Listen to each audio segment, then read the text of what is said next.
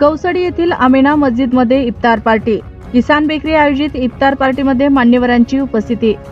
जिंतूर तालुक्यातील कौसडी येथील किसान बेकरीचे मालक शेख समीर यांच्या वतीने दिनांक 30 मार्च रविवार रोजी इफ्तार पार्टीचे आयोजन करण्यात आले होते.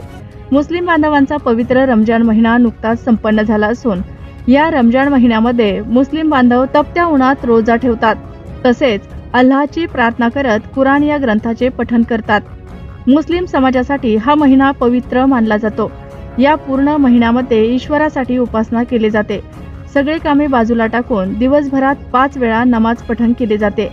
या महिन्यामध्ये दान करणे ही पुण्याचे काम असे मानले जाते. म्हणून मुस्लिम समाजातील नागरिक मोठ्या मनाने अन्नदानासह रोख रक्कम, कपडेही दान करत असतात.